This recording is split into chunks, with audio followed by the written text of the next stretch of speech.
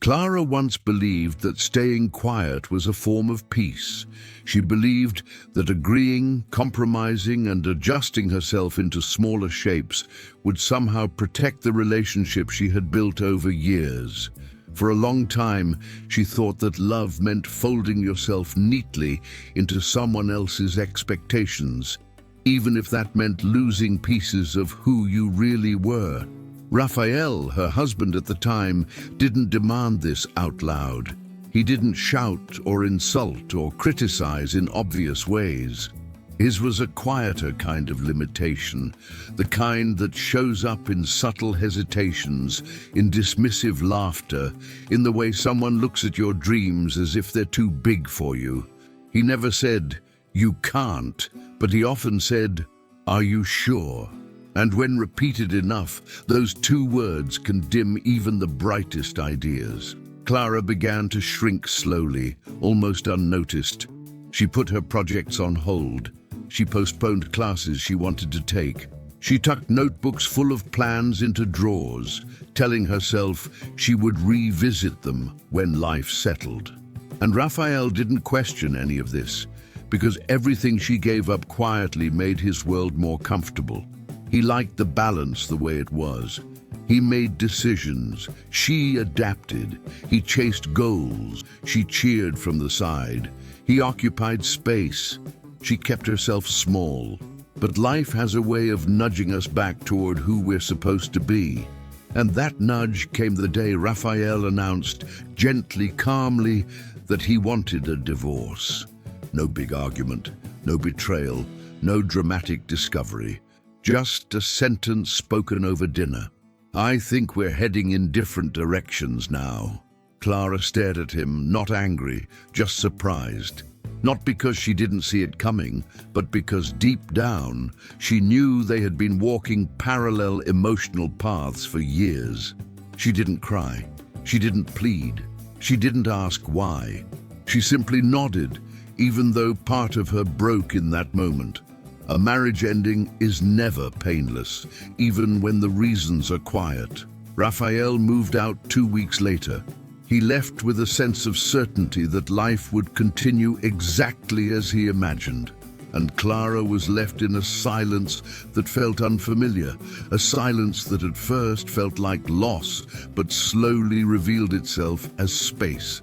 Space to think, space to breathe. Space to remember who she was before bending herself into shapes that didn't belong to her. She spent the first week organizing drawers, rearranging the house, and confronting all the little pieces of herself she had abandoned.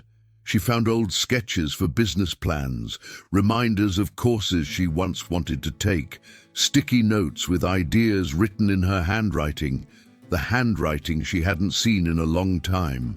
Something stirred, not anger, not spite, just possibility. She sat on her couch one night, surrounded by papers and old dreams, and whispered to herself, maybe this ending isn't about him leaving. Maybe it's about me finally coming back. That night was the beginning, the first quiet moment when Clara realized she hadn't been broken. She had simply been unopened, and now she had the chance to rediscover everything she had packed away. Rebuilding without rush, reclaiming without noise. Clara's transformation didn't happen in a burst of motivation. It was slow, thoughtful, almost delicate. She wasn't trying to reinvent herself. She was simply trying to meet the version of her that she lost along the way. She started small. She made a list of everything she once wanted but postponed for the right moment. The right moment had never arrived, not because life was unfair, but because she never allowed herself to be the priority. The first thing she did was enroll in an online workshop about entrepreneurship. Not a huge commitment, just enough to taste the world she had once dreamed of joining. In class, she listened more than she spoke, absorbing every detail like someone relearning a language they once loved. She took notes meticulously, wrote questions in the margins, and stayed after virtual sessions to ask the instructor for feedback on small ideas. Her ideas, a feeling she hadn't known in years, returned. Excitement. She worked every night, not obsessively, but with purpose. Her living room became a small planning studio filled with charts, market research, and colorful sticky notes. Her coffee table held more books than mugs. Her laptop was crowded with PDFs, drafts, and spreadsheets. She wasn't chasing success. She was chasing herself. 2 months later, she launched a prototype of her business concept. She expected little, maybe a few curious messages or mild interest. But her inbox filled faster than she imagined. People loved what she was building. They praised her clarity, her design, her approach. Some wanted to invest time, others money. Every message was a spark, and those sparks began to illuminate parts of Clara she had forgotten were there. Meanwhile, Raphael heard occasional updates about her, always indirectly. She looks so confident lately. I heard she's working on something exciting. She seems happy. He shrugged it off with a polite smile, telling himself she was just finding a hobby. But what Clara was building was far from a hobby. It was a foundation, and foundations, once strong, allow everything else to rise with stability and grace. One evening, Clara stood in her kitchen, stirring a pot of soup, when she realized something profound. She was no longer checking her phone to see if Raphael had messaged her, no longer wondering where he was or what he was doing, no longer shrinking her own progress to avoid outgrowing the version of herself he preferred. She felt peaceful, not triumphant, not superior, just quietly, beautifully grounded, and that peace became the fuel for her next steps. Steps she wasn't taking to impress anyone, especially not Raphael, but to honor the voice inside her that had gone quiet for too long. Clara wasn't racing, she wasn't competing, she was growing, slowly, steadily, truthfully. And growth, when authentic, always becomes impossible to hide. The day her quiet work began to echo, it began with a message, short, unexpected, and almost surreal. We reviewed your proposal and would love to meet. Are you available this Thursday? Clara froze, not in fear, in awe. This wasn't just any company. It was one she had admired for years, one that rarely accepted collaborations with new entrepreneurs, especially those running small, emerging projects. She reread the message 4 times, confirming it wasn't a mistake. It wasn't. Her hands shook slightly as she typed her reply, steady and professional. Yes, Thursday works perfectly. Thank you for the opportunity. She didn't scream or cry. She just closed her laptop, placed both hands over her heart, and let herself breathe in a moment she once thought belonged to someone else. The meeting, virtual, formal, and unexpectedly warm, exceeded her expectations. They loved her ideas, loved her clarity, loved the thoughtful way she approached problems. After the call, one of the investors said, "Clara, your work shows depth and potential. We'd like to invite you to present at our Innovation Summit." Clara blinked, unsure she heard correctly. The summit. The one streamed internationally, attended by leaders and investors around the world. She accepted with calm professionalism. Only after the call ended did she sit back, press her palms to her face, and let the joy spill quietly through her smile. Her life wasn't just changing, it was expanding. In the weeks leading to the summit, Clara prepared meticulously. She rehearsed her presentation, refined her slides, scheduled coaching sessions, and consulted mentors. She wasn't trying to be perfect, just prepared. When the day finally arrived, she stood backstage, breathing slowly, grounding herself in the knowledge that she had earned this moment. Her presentation was graceful, insightful, confident. not a performance, a conversation. People noticed. After the event, she received messages she never imagined receiving. We'd like to discuss investment options. Could you mentor some of our young entrepreneurs? Your story is deeply inspiring. Would you consider speaking at future conferences? Every message was a door, and Clara realized with growing gratitude that she wasn't knocking anymore. Doors were opening from the inside. Her success didn't explode overnight. It unfolded, softly, elegantly, like a flower opening in the morning light, revealing what had always been there. And far from her, in another corner of the city, someone else noticed the shift. Raphael. Not through gossip, not through comparison, but through the quiet certainty that the woman he once underestimated had stepped into a version of herself he had never been able to see. When the city noticed her before he did, Clara didn't realize how much she had changed until the world around her began reflecting it back to her. It happened one morning at a small neighborhood cafe, a place where she used to buy pastries during her marriage, always rushing, always preoccupied, always walking with her shoulders slightly curled inwards. Now she entered the cafe differently, with quiet confidence, as if she finally belonged in her own life. She ordered her coffee and sat by the window, reviewing her notes for another investor meeting. Her phone buzzed every few minutes, not with social notifications but with business messages, event confirmations and follow-ups from the summit she had just presented at, and she felt something unfamiliar, yet deeply comforting. She was needed for her mind, her ideas, her voice. While she typed, two women at the table beside her whispered, "Isn't that Clara, the one who presented at the Innovation Summit last week?" "Yes, I watched the live stream. She was incredible." Clara didn't react, but her heart warmed. Not out of pride, but because she had spent years being invisible in her own story. Now people saw her for who she truly was. When she left the cafe, the barista called after her, "Good luck at your next meeting, Clara. We're cheering for you." She smiled, thanking him. It still felt new, having people cheer for her. Meanwhile, across the same neighborhood, Raphael stopped into that very cafe minutes after Clara left. He didn't know she had been there. He didn't even know that he was walking into a quiet storm of realization.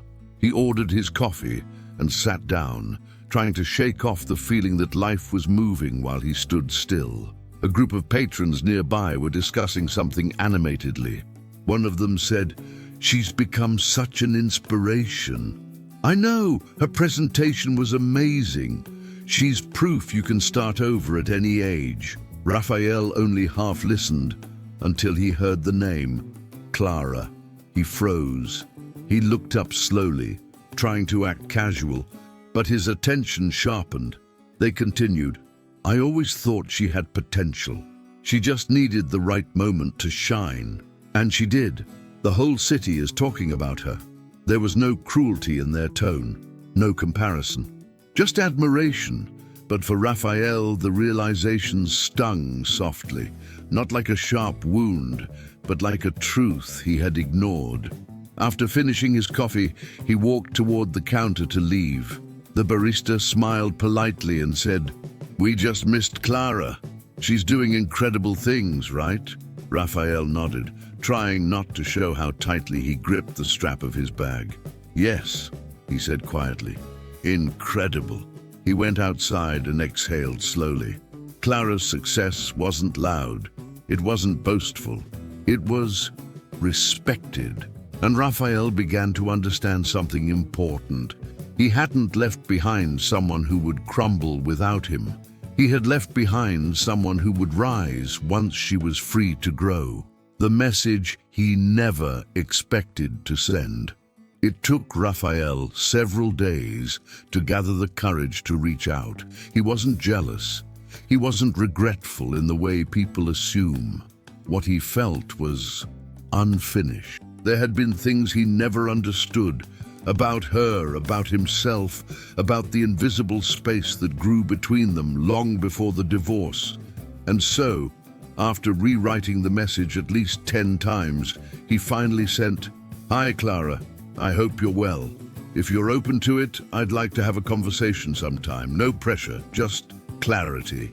He didn't expect an answer quickly, but Clara replied that same evening, politely, neutrally. "Hi, Raphael. I'm well, thank you. We can talk briefly. What would you like to discuss?" They scheduled a call the next day. Clara sat at her dining table, notes for an upcoming trip beside her, feeling steady. This wasn't a moment of nostalgia, it was closure. Raphael appeared on screen, looking slightly nervous. "Thanks for taking the call," he said. "Of course." There was a pause, not uncomfortable, just full of things that didn't need to be said out loud. Raphael finally spoke. "I've been hearing about your work everywhere." "You're doing really well," Clara nodded. "I'm grateful. It's been a meaningful journey." He hesitated before continuing. "I didn't understand you back then. I didn't understand your dreams or how much you wanted to grow. I didn't mean to hold you back. But I can see now that I didn't help you rise either." Clara didn't flinch. She didn't need to. She had already processed all of this. "We were different people at the time," she replied gently. "And I also didn't communicate what I needed clearly. It wasn't one person's fault. It was just the wrong environment for who we were becoming." Raphael looked down, absorbing her words. "I'm glad you're doing well," he said again, this time more sincerely. "And I hope you're doing well too," Clara answered, and she meant it. They ended the conversation without drama, without old wounds reopening. Just two people acknowledging that some chapters end because they're meant to. When the call disconnected, Clara felt lighter, not because she needed Raphael's words, but because she realized how deeply she had grown. She wasn't living to prove anything. She was living because she had finally remembered how. If this story resonates with you, feel free to subscribe. It means more than you know. When life made her realize how far she had come. 2 weeks after the call, Clara received an email that made her stop in the middle of her living room. "Clara, we would like you to represent our company at the International Leadership Conference in Lisbon. Your presence would be invaluable." She read the message 3 times, letting the meaning settle gently. Lisbon, a keynote presentation. Her name on the list of international speakers. She wasn't dreaming small anymore. She wasn't dreaming at all. She was living it. Her partners arranged everything with precision and respect. Not luxury for show, but support for someone they trusted deeply. The day of her departure, a private car arrived at her home. The driver greeted her warmly, took her luggage and opened the door for her. Neighbors watched with admiration, not gossip. They had seen Clara's growth. They had watched her become someone she once hid quietly inside herself. As she stepped into the car, a breeze lifted her hair and she felt ready, not nervous, not overwhelmed, ready. But life is always weaving threads between people, even after stories drift apart. Raphael was nearby that morning, leaving the bakery with a bag of fresh rolls. He noticed the black sedan parked in front of Clara's home, the driver loading her luggage with careful professionalism. He didn't hide or pretend this time. He simply watched respectfully from across the street. Clara stepped outside moments later, calm, confident, beautifully composed. She spoke with the driver briefly, then glanced around, enjoying the quiet morning. It wasn't the car that impressed Raphael.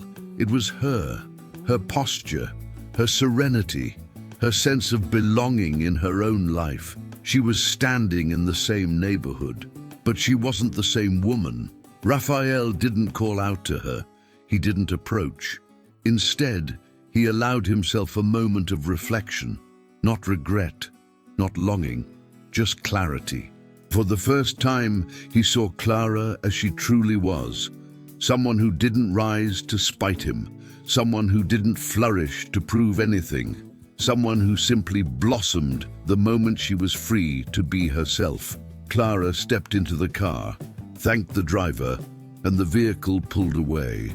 As Raphael stood there, holding a paper bag in one hand, he realized something quietly profound.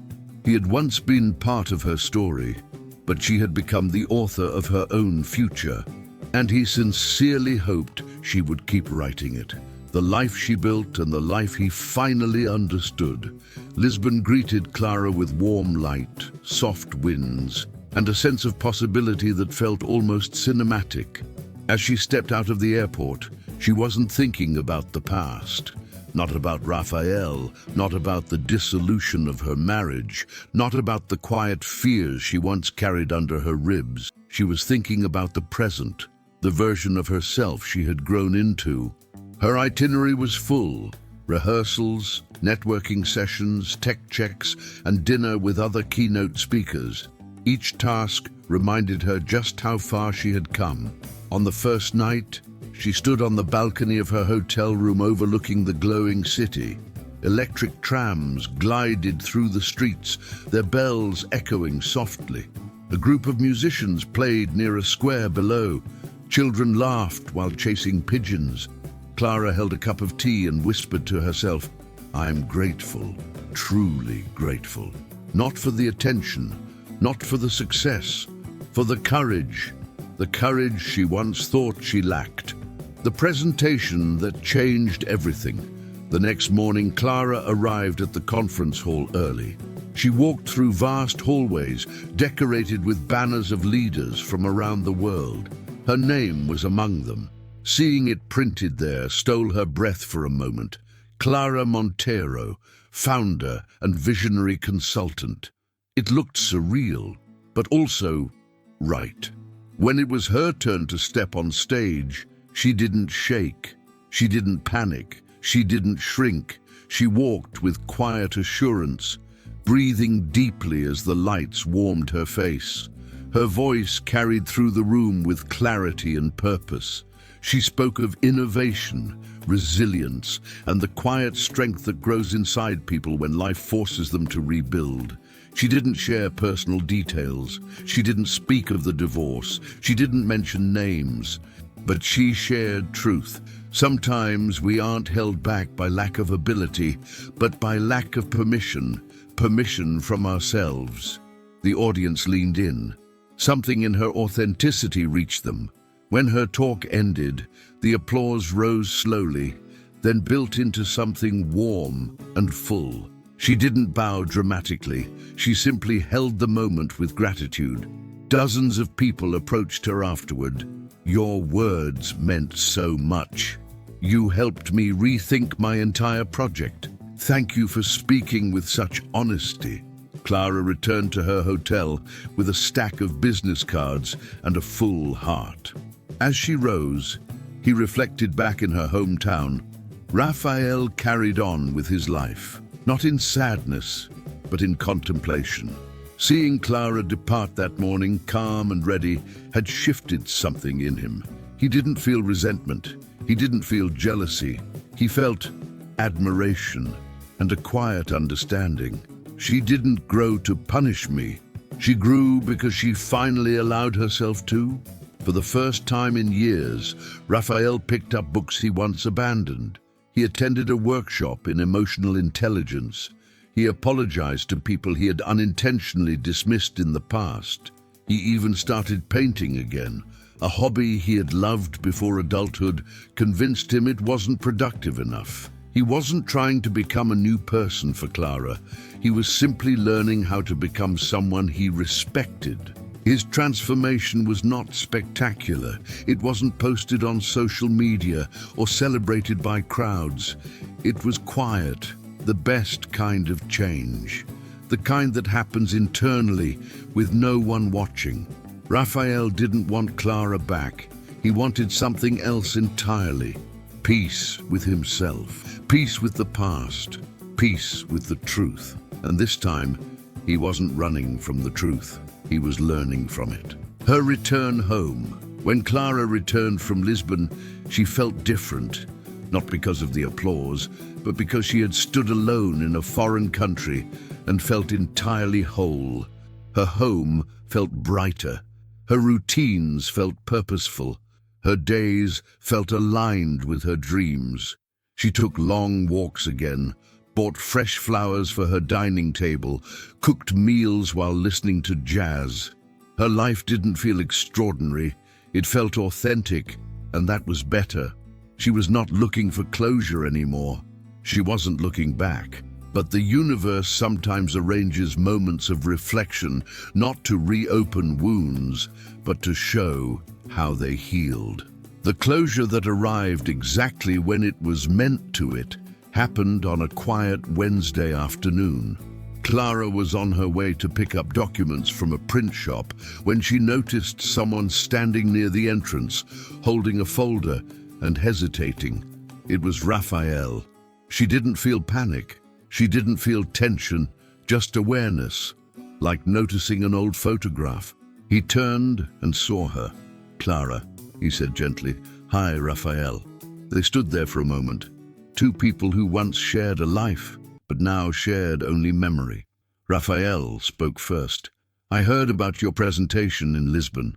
A colleague sent me the link." Clara nodded politely. "Thank you. You were impressive," he said, "and I'm happy for you." There was no hidden agenda, no longing, just sincerity. Clara smiled. "Thank you.